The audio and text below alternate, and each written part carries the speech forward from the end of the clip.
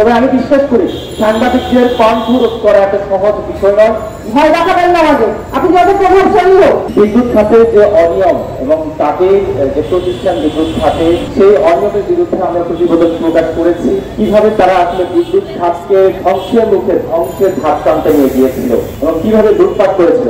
আমরা কিন্তু প্রতিটি তথ্য চিত্র আমরা শুধু ভিডিও ধারণের মাধ্যমে প্রকাশ করিনি, একেবারে আমরা ডকুমেন্ট সহকারে প্রকাশ করেছি। এবং সম্প্রতি যে মেয়র হানিফ ফ্লাইওভার, যেটি যাত্রাবাড়ি ফ্লাইওভার নামে পরিচিত ছিল একসময়, এবং সেখানে আসলে কি ধরনের লুটপাট হয়েছে এবং একই সাথে কিভাবে প্রকল্পের ব্যয় বৃদ্ধি করা হয়েছিল এবং ব্যাংকের টাকায় কিভাবে নিজেরা ফ্লাইওভার করে সেই ফ্লাইওভার থেকে নিজেরা বেনিফিট হচ্ছে। এবং একই সাথে আমরা প্রতিবেদনে কিন্তু সরাসরি দেখিয়েছি যে এই প্রকল্পে সিটি কর্পোরেশন থেকে কিন্তু এটি আন্তর্জাতিক প্রতিষ্ঠান, যিনি এই প্রতিষ্ঠানের ঠিকাদার প্রতিষ্ঠান হিসেবে হয়েছিল, কিন্তু পরবর্তীতে সেখান থেকে কিভাবে তারা এই Orient group, Orient infrastructure limited তাদের প্রতিষ্ঠান থেকে কিভাবে আগের যে মূল ঠিকাদার যিনি কাজ পেয়েছেন তা কিভাবে সরিয়ে দেওয়া হয়েছিল সেই তথ্য আমরা উপস্থাপন করেছি।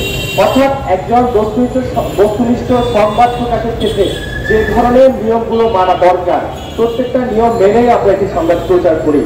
এবং আমরা দেখেছি গতকালকে আমাদের দেশ টিভিতে দুটি মামলা করেছে, মানহানির 500 করে, দুটি 1000 কোটি টাকার মানহানির মামলা করেছে। সেখানে আসলে কিছু হাস্যকর বিষয় যে উল্লেখ করা হয়েছে যে আমাদেরকে নাকি প্রতিবাদ পাঠিয়েছে এবং একই সাথে উকিল নোটিশ পাঠানো হয়েছে।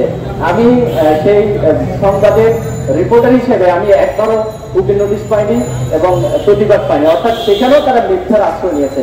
একটি কথাই আমাদের গ্রামে প্রচলন রয়েছে যে চোরের মায়ের বড় গলা, হয়তো সেই ধরনের কোনো কিছুই হতে পারে। তবে আমি বিশ্বাস করি সাংবাদিকদের কণ্ঠ রোধ করা একটা সহজ বিষয় নয়। সত্য যেখানে সবসময় সত্য উদ্দিন থাকে, গণমাধ্যম কর্মী, আমার সহকর্মী যারা আছেন, আপনারা সবসময় আমাদের পাশে থাকেন এবং সত্য বস্তুনিষ্ঠ সংবাদ প্রকাশের ক্ষেত্রে আগামীতেও থাকবেন এমনটাই প্রত্যাশা করছি। এবং সেই সাথে কোনো গণমাধ্যম কর্মী যেন হয়রানির শিকার না হয়। মামলা দিন, হামলা করুন, যাই করুন না কেন, গণমাধ্যম ছাড়া কোনো আন্দোলন থেকে নেই। কোনো প্রভাবশালী তার দুর্নীতি করুন, তার ভালো বলুন মন্দ বলুন, তিনি গণমাধ্যমই দেখিয়েছে। ভয় দেখাবেন না আমাকে, আপনি যত প্রভাবশালী হোক। ওরিয়েন্ট গ্রুপ যে কর্মকাণ্ড করছে এবং অন্যান্য যারা বড় বড় গ্রুপ আমাদের এই দুর্নীতির বিরুদ্ধে দাঁড়াতে বাধা সৃষ্টি করছে, তারা মনে রাখবেন মামলা করে কোনো লাভ নেই। মামলা আপনারা করতে পারেন, আমরা প্রতিবাদ জানাবো, আমরা কিন্তু প্রতিবেদন দিয়ে আপনাদের মুখে দেবো। সাহস থাকলে তো আপনাদের যখন আমরা যোগাযোগ করেছি তখন আপনারা কেন সামনাসামনি মুখোমুখি হতে পারেননি, তখন কেন আপনারা পালিয়ে বেরিয়েছেন। সাহস থাকলে সামনে আসুন, কথা বলুন। আপনার তার বিরুদ্ধে যে আমাদের প্রতিবেদন, তার বিরুদ্ধে কথা বলার সাহস রাখুন। এভাবে মামলা করে হয়রানি করে কিছু হবে না। আমরা গণমাধ্যম কর্মীরা আমাদের শক্তি, আমাদের সততা, আমাদের কর্ম এবং আমাদের তথ্য, অতএব ভয় করুন, মামলা দিয়ে কোনো লাভ হবে না। একটি কথা আবারও বলতে চাই, গণমাধ্যমকে মামলা হামলা কোনো রকম বাধা সৃষ্টি করে রেখে দেওয়া যাবে না। যারা প্রভাবশালী আছেন, অন্যান্য গণমাধ্যমকে আমি বলবো আপনারা এগিয়ে আসুন। যারা প্রভাবশালী আছেন তাদের বিরুদ্ধে সমস্যরে একসাথে হতে হবে, না হয় আজকে আমার সাথে যেটি হচ্ছে কালকে আপনার সাথে তাই হবে। আমরা যদি সবাই একত্রিত হই, কোনো প্রভাবশালী সাহস হবে না কোনো টেলিভিশনের সামনে এসে দাঁড়ানো। এই ছিল আমার বক্তব্য এবং আমাদের সাহস, আমাদের গণমাধ্যমের শক্তি এক হতে হবে। সেই আমরা জানিয়েছি এবং তথ্য প্রমাণের সব ডকুমেন্ট আমাদের আছে। আমরা জার্নালিজমের যত ইথিক্স আছে সব ইথিক্স মেনটেন করে আমরা এই রিপোর্ট করেছি। এরপরও এই ধরনের মামলা এই সময়ে, এটা তো আর আগের সময় না, এই সময়ে এই ধরনের মামলা খুবই নিন্দনীয়। আমরা এর প্রতিবাদ জানাচ্ছি।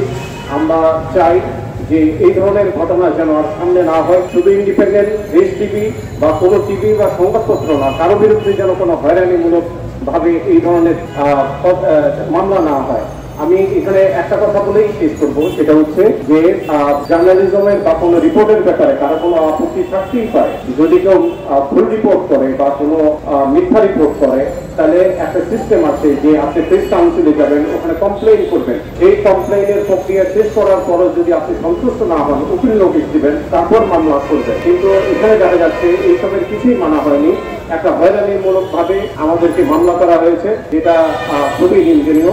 আমরা আশা করি আপনারা এই স্বাধীন সংবাদপত্রের পক্ষেই থাকবেন, যাতে এই দেশে সবাই তার নিজের বক্তব্য পেশ করতে পারে।